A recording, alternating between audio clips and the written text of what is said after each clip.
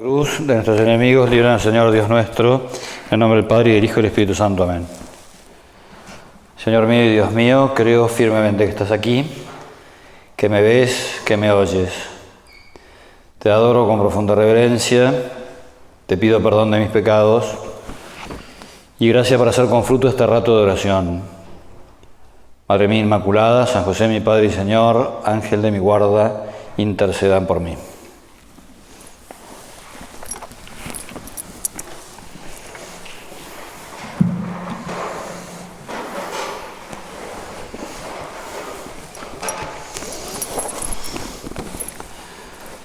Hay una canción que ya tiene muchos años, más de medio siglo, y tiene una música muy pegadiza y una letra que dice así: ¿qué importa saber quién soy, ni de dónde vengo, ni por dónde voy?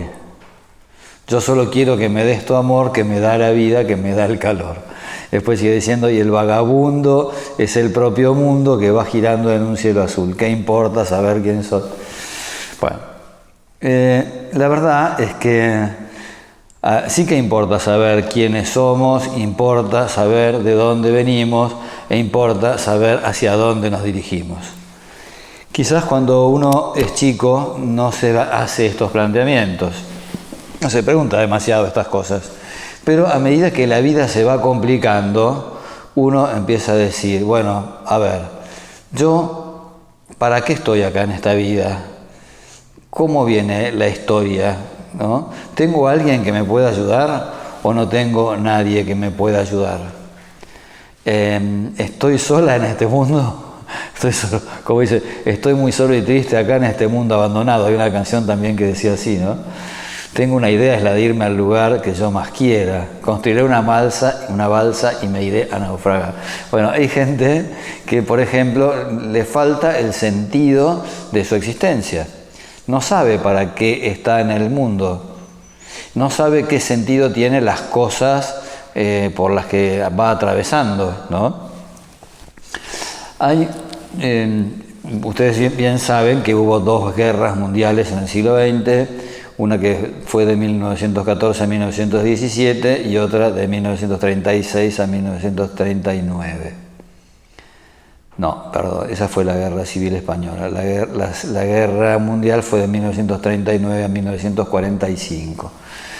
Bueno, toda Europa y Asia y parte de África, parte de Asia y parte de África estuvieron metidas en esas guerras. Hubo un dolor tremendo, murieron muchísimas personas. Bueno, entonces todo ese periodo, esos 50 o 60 años que duró entre una guerra y otra, desde que empieza una hasta que termina la última, fueron realmente durísimos, ¿no? Entonces, muchas personas pensaban, muchos pensadores, ¿no es cierto?, pensaban que en realidad el hombre está librado a sus propias fuerzas, no tiene nadie que lo pueda ayudar, ¿no? Algunos pensadores decían, venimos de la nada y nos dirigimos hacia la nada. Y en medio de la nada de la que venimos a la nada a la que nos dirigimos está la angustia. La angustia es la percepción de la nada que somos. Fíjense, es agobiante, ¿no? O sea, fíjense qué dura una vida así. Es una vida donde no hay alegría, es una vida donde no hay esperanza, es una vida, podríamos decir, casi como que no tiene sentido, ¿no? Había un pensador también que decía que el hombre es un ser que está arrojado ahí. O sea, de la misma manera que, por ejemplo, se desprende de un volcán, se desprende la lava, o de un terremoto se desprenden piedras, ¿no? Así estamos nosotros los seres humanos, aterrizamos acá en el mundo por una cuestión, podríamos decir casi como por accidente, ¿no?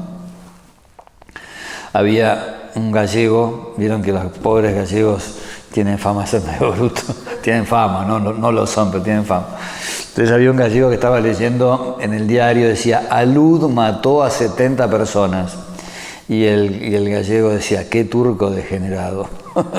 Alud mató a 70 personas. Bueno, entonces así como el de la luz, ¿no es cierto?, se desprenden las rocas y la nieve y no sé qué y todo, y se producen estos desastres tremendos, ¿no es cierto? Bueno, y nosotros así estamos sometidos, no tenemos nadie que nos ayude, es horrible la concepción esa, ¿no? Los cristianos tenemos otra respuesta para esas preguntas.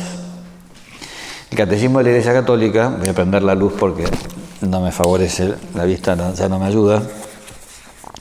El Catecismo de la Iglesia Católica, en el punto 282, dice lo siguiente: la catequesis sobre la creación reviste una importancia capital. Se refiere a los fundamentos mismos de la vida humana y cristiana. Responde a los interrogantes que se han planteado los hombres de todos los tiempos. ¿De dónde venimos? ¿A dónde vamos? ¿Cuál es nuestro origen? ¿Cuál es nuestro fin? Vieron, el Catecismo de la Iglesia Católica coincide con el trío Los Panchos, que son los autores de este bolero del que yo les hablaba. ¿Qué importa saber quién soy? El vagabundo. Bueno, entonces, ¿qué es lo que nosotros respondemos? ¿Cuál es la respuesta cristiana? Y la respuesta cristiana es: nosotros no venimos de la nada, nosotros venimos de las manos de Dios. ¿Y a dónde nos dirigimos? No nos dirigimos hacia la nada, nos dirigimos hacia las manos de Dios. Y en el medio de todo esto, ¿en manos de quién estamos? Estamos en las manos de Dios. Fíjense, son dos respuestas absolutamente distintas. Y por eso nosotros sabemos que hemos sido creados por un Dios que nos ama. Ese Dios nos ha creado para que nosotros seamos felices. Y en el medio, Él nos está asistiendo para que nosotros, con el amor que Él nos tiene, respondiendo a ese amor, alcancemos esa felicidad. Son dos maneras distintas de responder a todas estas preguntas. Son dos maneras distintas de afrontar la vida. Y está bueno eso, ¿no? Porque cuando uno no tiene esperanza, ya no puede, no tiene fuerzas para luchar. ¿Vieron? Que cuando uno no tiene esperanzas, le faltan las fuerzas para luchar. A veces, cuando se dice la esperanza es lo último que se pierde, y es cierto, porque cuando perdiste la esperanza, ya no luchaste más. Cuando perdiste la esperanza de ganar el partido de tenis, ya no luchas más. Yo admiro a los uruguayos, porque los uruguayos pueden ir perdiendo un partido de lo que sea, pueden ir perdiendo por goleada, faltan 5 minutos y los tipos siguen diciendo vamos arriba. Es decir, siempre luchan, ¿no es cierto? Siempre están con esa ilusión, por lo menos, si no pueden ganar, por lo menos salvar el honor, ¿no? Luchar hasta el último instante. Bueno, y entonces Dios nos ama. Y Dios, el amor de Dios es un amor que es más grande que el que nosotros tenemos. Y se manifiesta en la creación. Vieron que San Juan dice, cuando San Juan define cómo es Dios, dice Dios es amor. La palabra amor es la única palabra que define quién es Dios. Dios es la corriente de amor que circula entre el Padre, el Hijo y el Espíritu Santo, ¿no? El Padre, el Hijo y el Espíritu Santo están continuamente brindándose el uno al otro, continuamente dándose el uno al otro, ¿no? Comunicándose el uno al otro. Bueno, esa corriente de amor que funciona, que circula entre las tres personas, eso es Dios. Y las obras que Él realiza son obras de amor, porque cada uno actúa según es, ¿no? Entonces, bueno, ¿cómo son las obras que Dios realiza? Son obras de amor. ¿Por qué Dios crea? ¿Por qué Dios crea el mundo? Por amor. ¿Por qué Dios crea al ser humano? Por amor. ¿Por qué Dios crea a los ángeles? Por amor. Y entonces ese amor, ¿en qué consiste? Es un amor que es más perfecto que el nuestro. Todo lo de Dios es más perfecto que lo nuestro. Nosotros amamos las cosas que ya son. Por ejemplo, nosotros amamos, el dulce de leche. Es riquísimo, dulce de leche, espectacular. Amamos las papas fritas, amamos la buena música, amamos andar en bici, andamos los rollers. Admiro a la gente que anda en roller. Siempre los admiré y los envidié. Admiramos a un tipo que anda en parapente, que sabe andar en parapente, o en ala delta, ¿no es cierto? Admiramos a la gente que hace la media luna, o qué sé yo, o hace el triple salto mortal. Admiramos a los que baten récords. Admiramos a lo que ya es bueno, ¿no? A lo que ya existe. Amamos a lo que ya existe. Un bebé regordete, por ejemplo, ¿no es cierto? Amorfable. O sea, es un ser que ya existe y que es amable, entonces lo amamos. ¿Qué es lo que hace Dios? Cuando todavía no hay nada para amar, Él crea lo que todavía no existe. El mundo no existía, el mundo es un invento divino. Dios lo sacó de la nada y Dios dijo, vamos a crear otros seres que puedan ser felices como nosotros. ¿Por qué Dios crea el mundo? Dios se podría haber quedado tan tranquilo. El mundo le ha traído muchos dolores de cabeza a Dios. Cuando el mundo no existía, Dios estaba absolutamente feliz. Y sin embargo, decidió crear el universo. Y decidió crear a los ángeles y decidió crear a los seres humanos, que le íbamos a traer un montón de problemas. Pero el amor es así. ¿Vieron? El amor de Dios por nosotros es un amor incondicional. Es decir, si nosotros, una vez me acuerdo, le di una charla a un grupo, a una familia, y estaban desde la abuela, pasando por los hijos, por los yernos, las nueras, los nietos. Y entonces había un chiquito que iba tomando notas, ¿no? Y entonces la abuela después me muestra las notas que había tomado el chiquito, ¿no? Entonces el chiquito había notado, Dios nos ama si nosotros nos portamos bien, y también nos ama cuando nosotros nos portamos mal. O sea que había anotado las dos cosas. Y a mí, yo creo que lo debo haber dicho a propósito. Miren, porque de vez en cuando están esas madres que dicen, si no te portás bien, tu papá no te va a querer. Mentira. Porque los chicos se portan mal y los padres los quieren igual. Esa es la realidad. Un padre, una madre nunca deja de querer a su hijo porque el hijo se haya portado mal, porque sea un poco pícaro, un poco travieso, o un poco hincha, o un poco asesino. Aunque el hijo sea un asesino, el padre lo sigue queriendo, la madre lo sigue queriendo, ¿no? Bueno, el amor de Dios es incondicional. Vieron que en la creación, en el relato de la creación, cuando Dios termina cada uno de los días de la creación, dice al final, y vio Dios que era bueno lo que había hecho, ¿no? Y al final, cuando termina toda la creación, dice, y vio Dios que era muy bueno todo lo que él había hecho. Es decir, Dios amó todo aquello que él había creado. Ya lo había amado antes, ¿no? Pero bueno, después vio que efectivamente todo eso era muy amable, todo lo que él había hecho, ¿no? Y lo sacó de la nada. A mí me gusta mucho pensar en el cuento de la Cenicienta. Ustedes dirán, el cura entró en contacto con la juventud y ya se reblandeció. No, pero ya antes ya lo había pensado también. Y a mí me divierte pensar en la pobre Cenicienta que está en la en la cocina mientras sus hermanastras se van a la fiesta, ¿no? Porque ella no tiene con qué ir a la fiesta. Entonces se le aparece la hada madrina y entonces agarra una lechuga, yo no me acuerdo cómo era, pero entonces la toca con la varita mágica y la convierte en un vestido espectacular, ¿no? Y después los zapatitos, no sé qué es lo que agarra, y lo convierte en los zapatos de cristal. Y después le agarra una calabaza y le toca con la varita y la convierte en una carroza.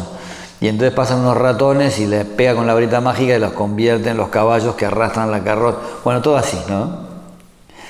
Hay un padre de la iglesia, un doctor de la iglesia, San Juan de la Cruz, tiene unos versos.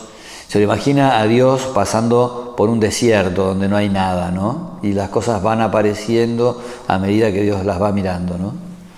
Decía San Juan de la Cruz, 1000 gracias derramando, pasó por estos sotos, por estos lugares, con presura, ¿no? Apresuradamente. Y yéndolos mirando, con sola su figura, vestidas las dejó de su hermosura. Es decir, pasa por ese desierto donde no hay nada y a medida que Dios va mirando cada una de las cosas, el desierto va floreciendo, ¿no? Van saliendo cosas espectaculares de ese desierto a medida que Dios va pasando y va derramando su gracia y su poder.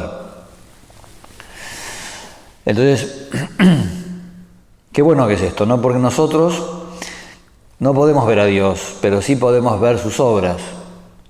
Nosotros, a través de la naturaleza, por ejemplo, nos ponemos en contacto con Dios. Qué maravilla, ¿no? Cuando uno, a la noche, por ejemplo, un cielo estrellado, empieza a mirar las estrellas y empieza a pensar, ¿no? La grandeza del universo, la cuasi infinitud del universo, ¿no? Dice, qué barbaridad. Resulta que cada uno de estos puntitos tiene el tamaño de la Tierra entera, o es más grande que la Tierra entera. Qué inmenso, ¿no? O uno mira el mar y dice, qué fuerza que tiene el mar, ¿no? Qué polenta que tiene, ¿no? Qué profundidad, qué riqueza en todas las cosas que debe tener adentro, ¿no? O la montaña. Me acuerdo un día, yo estaba viviendo en Mendoza y viajaba a San Luis, que está a 200 y pico de kilómetros. Bueno, estaba volviendo de San Luis a Mendoza. Y hay una recta, antes de llegar a San Martín, hay una recta como de 80 kilómetros, no hay nada, es desierto, es la cosa más aburrida que uno se puede imaginar. Y yo venía no estaba en mis mejores tiempos, no estaba en mis mejores momentos, estaba medio bajoneado. Y entonces, y venía escuchando música dentro del auto, ¿no? Venía escuchando Nabucco de Verdi. Bueno, que es una ópera. Entonces, venía así medio como distraído, no sé qué, no sé cuánto, y en un momento determinado, se acaban los 80 kilómetros de la recta esa aburrida, pega la curva y entonces uno se encuentra con la precordillera, ¿no? O sea, de golpe, así, pum, de la cosa totalmente aburrida, ¿no? Entonces, bueno, además fue todo junto, porque venía pegando la curva más o menos rápido y de golpe venía cayendo el sol, me encuentro con el sol de frente, con la cordillera, estaba medio nevado. Bueno, era y adentro en el auto suena el clímax de la ópera de Verdi, ¿no? Y entonces yo que venía así aburrido, medio bajoneado, no sé qué, me encuentro con esa maravilla toda junta, ¿no? Montaña, sol, una agüita por los costados y adentro, ¿no es cierto? Digo, ¿vieron cuando uno se le pone la piel de gallina? Bueno, porque son, podríamos decir, como modos en los cuales Dios se hace presente. Ese es un modo en el cual Dios se hace presente, ¿no? Es uno de los modos con los cuales nosotros llegamos hasta Dios, nos descubrimos, ¿no? Una vez escuché una cosa que me gustó mucho, hablando sobre la belleza, dice, la belleza es una promesa de felicidad. Me pareció muy acertado, ¿Por qué a nosotros la belleza nos afecta tanto? Porque uno dice, si resulta que la criatura, si resulta que esto que es un ser creado tiene toda esta belleza, qué maravilla que debe ser la belleza del creador. O sea, el que lo hizo tiene que ser mucho más grande. Bueno, ese ser que hizo todo esto, ese ser es mi Padre. Ese ser que hizo todo esto a mí me ama. Qué importante que es esto, ¿no? Todo ser humano tiene necesidad de amar y tiene necesidad de ser amado.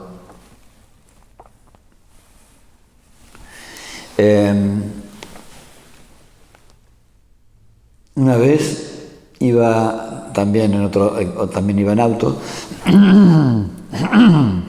Ustedes perdonen que yo les hable de mis experiencias, pero la ventaja que tienen es que como es de primera mano, o sea, uno dice, bueno, me lo está contando una persona a la que le pasó. No es importante porque me haya pasado a mí, sino porque es de primera mano. Entonces, iba también pasando por un peaje y el auto de adelante tenía una calcomanía que decía: es cierto, no soy el dueño del mundo, pero soy el hijo del dueño. Eso está bastante bien, ¿no? Porque Dios, efectivamente, creó este mundo, creó este universo, con su poder, con su omnipotencia, ¿no? Pero además, no solo creó este mundo con su omnipotencia, sino que además me hizo hijo de Él, porque nosotros hemos salido de las manos de Dios y Dios nos ha adoptado como hijos. Nosotros somos hijos de Dios. Ese amor que nosotros estamos necesitando, que todos los seres humanos necesitamos, tenemos la certeza de tener ese amor. Porque el amor de Dios es incondicional. Nos pueden pasar a lo largo de nuestra vida muchas cosas, o sea, nadie está exento de la dificultad, nadie está exento del dolor. En cierta medida todos experimentamos algún dolor en este mundo, ¿no? O porque nos enfermamos, o porque alguien nos hizo bullying en el colegio, o porque nos fue mal en un examen, o porque una de ustedes está enamorada de alguien y todavía no pasa nada. O sea, siempre hay como un pequeño sufrimiento, ¿no? De algo, de una experiencia de la dificultad, una experiencia del dolor. Y entonces, qué bueno, ¿no? Saber que hay alguien que me quiere, saber que hay alguien a quien le importa lo que a mí me pasa, alguien con quien puedo abrir el corazón, alguien a quien puedo ir a contarle. Hay unos versos de Pemán que dicen: ¿a quién contaré mis quejas, mi lindo amor? ¿A quién contaré mis quejas sino a vos? Tenemos en Dios ese amigo que no traiciona, porque vieron que hay algunos amigos, la amistad es una cosa maravillosa, en algún momento vamos a hablar de la amistad, pero a veces los amigos no son tan amigos como pensábamos, y a veces los amigos nos hacen sufrir, porque nos fallan o porque sí, no están a la altura de lo que esperábamos. Y entonces Dios es ese amigo que no falla, ese amigo que lo tenemos siempre, en el que siempre podemos confiar. Aunque a veces permita que nos pasen algunas cosas, ¿no? A mí me gusta mucho esas escenas de los padres que agarran a los bebés y los tiran al aire. ¿Vieron? Y uno el bebé le mira la cara al bebé en el momento en que el bebé está en el aire. ¿Y vieron ustedes la cara de la gente que está bajando en la montaña rusa? La cara de montaña rusa. Claro, vos se sube a la montaña rusa del carrito, empieza a funcionar, ¿no? Todo fenómeno, 10 puntos, cuando llegas allá arriba y te venís para abajo, ¿viste? Te parece que el mundo se te acabó, o sea, abajo tuyo no hay nada. Entonces, bueno, el bebé cuando el padre lo tira al aire, la cara, ¿no? ¿no? Como diciendo, pero papá, ¿qué le pasa a papá? Papá era bueno, ¿no? ¿Por qué me hace esto?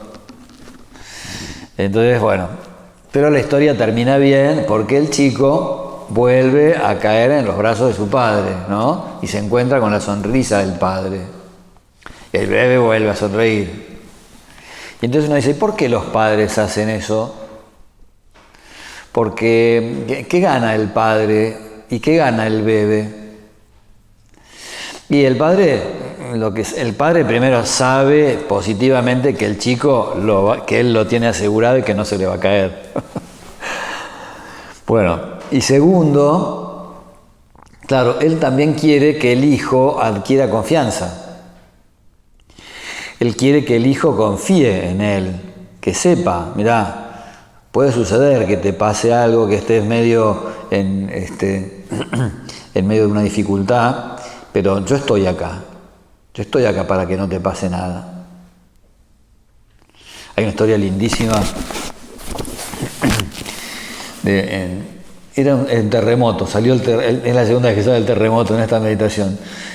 Bueno, era un padre, creo que era en Armenia, un chiquito y un padre. Él era hijo único, o por lo menos el padre le dedicaba muchísimo tiempo. Lo acompañaba todos los días al colegio, iba con el chico de la mano al colegio. Piensa en un chico de, no sé, 6 años, 8 años, 6, 8, 10, lo que sea, bueno, no sé, chico chiquito. Y bueno, el chico confiaba plenamente en su padre. Bueno, un día el padre deja a su hijo en el colegio, se va a trabajar y viene un terremoto tremendo. Y en cuanto el padre ya está en condiciones de salir a la calle, lo primero que hace es salir corriendo a ver al colegio de su hijo, a ver qué había pasado. Y el colegio de su hijo estaba en ruinas, se había destruido con el terremoto. Bueno, ya estaban los bomberos, estaban entonces en las tareas de rescate, y el chico y su hijo no aparecían. Iban pasando las horas y el chico no aparecía, pasaron varios días y el chico no aparecía, y muchos le decían, mire, la verdad es que hemos perdido ya la esperanza de rescatarlo, porque no hemos hecho casi todo, hemos removido casi todos los escombros. Bueno, y este hombre no había manera de apartarlo del lugar del accidente. Iba, bueno, él, qué sé yo, con sus propios medios iba removiendo los escombros como buenamente podía. Y en un momento determinado oye unos ruidos y oye unas voces, y entonces, entonces lo va llamando, ¿no es cierto?, a su hijo. Y en un momento determinado oye la voz del hijo que le dice, papá. Y entonces, bueno, los chicos habían quedado debajo, no sé, había una viga, la viga había impedido que los escombros cayeran encima de ellos, y entonces había varios chicos que estaban ahí. Y entonces, y el padre oye la voz de su hijo que le dice a sus amigos, ¿vieron? Yo les dije que mi papá me iba a venir a buscar. A mí lo cuento siempre, pero cada vez que lo vuelvo a contar me vuelvo a emocionar, porque es preciosa la anécdota. O sea, la confianza, bueno, el amor que tenía ese padre y la confianza que ese hijo tenía en su padre, ¿no? En circunstancias extremas en las que estaba realmente muy, bueno, qué sé yo, con riesgo de muerte, o sea, era cuestión de tiempo, ¿no? Pero tenía esa enorme confianza. Y nosotros sabemos, la fe nos dice precisamente que a pesar de las dificultades, nosotros tenemos a alguien con quien contar. Tenemos ese Dios que es todopoderoso, ese Dios que es Padre, ese Dios que de verdad está siempre pendiente de nosotros. Bueno, estas son verdades que nos acompañan a lo largo de nuestra vida y que vamos a tenerlas en la medida en que las tengamos presentes, nuestra vida va a ser una vida mucho más serena, va a ser una vida mucho más esperanzada. Y bueno, es importantísimo esto, ¿no? Que tener bien firmes estas convicciones, porque de verdad después tenemos que ser buenos hijos, ¿no? Porque no se trata de ser hijos malcriados, porque uno dice, mi viejo no soy el dueño del mundo, pero soy el hijo del dueño, entonces a pasarla bien, no, a dilapidar los tesoros del padre, no, a ser buen hijo, ¿no es cierto? O sea, a decirle al Señor, Señor, yo quiero devolverte ese amor que vos me tenés, yo te lo quiero devolver, quiero amarte de la misma manera que vos me has amado. Porque, como dice San Juan, y repite tanto el Papa Francisco, Dios nos amó primero. Esto está bueno, ¿no? Esta frase va a salir en más de una oportunidad en este retiro, porque es una de las verdades fundamentales. Él nos amó primero. Y entonces, bueno, aprovechemos este retiro para meditar estas verdades y para también hacer ese propósito de devolver al Señor de la misma manera, con la misma moneda, digamos, con la que Él nos trata, ¿no? Una última anécdota. Decía San Juan de Ávila, que era un sacerdote español, ya del siglo XVI, creo, XVII, decía que la Virgen tenía una enorme capacidad para descubrir el amor que Dios le tenía. Y ella se había propuesto tratar a Dios de la misma manera que Dios la trataba a ella. Entonces se había establecido una especie de carrera entre Dios y la más maravillosa de sus criaturas para ver quién quería más a quién. Está bueno eso, porque es propio del amor, ¿no? Propio del amor, mostrarle al otro el amor que se le tiene. Y entonces Dios, por supuesto, la hizo su madre. Agarró a una chica que a lo mejor tendría la edad de ustedes, tendría entre 15 y 20 años más o menos. Y entonces esa chica la hizo su madre. Regalo más importante que ese, imposible. Bueno, entonces ella se había propuesto, dice, tratar a Dios de la misma manera que Dios la trataba a ella.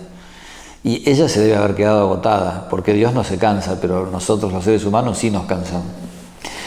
Yo siempre pienso, cuando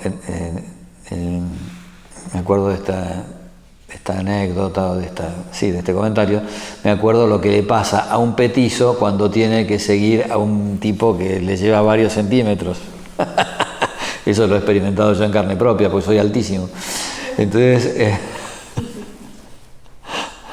Y claro, mientras el lungo da 2 pasos, el petizo tiene que dar 3 o 4. Y cada tanto tiene que hacer una carrerita para no perder. Bueno, así que la Virgen habrá tenido que hacer un esfuerzo importante para demostrarle a Dios todo lo que lo quería. Entonces, nosotros también intentemos, les propongo este negocio, porque es un negocio, el de querer al Señor, el de querer aumentar ese amor para poder devolverle. Nunca le vamos a poder devolver exactamente lo mismo, ¿no? Pero en la medida de nuestras posibilidades, devolverle todo lo que nosotros estemos en condiciones de dar.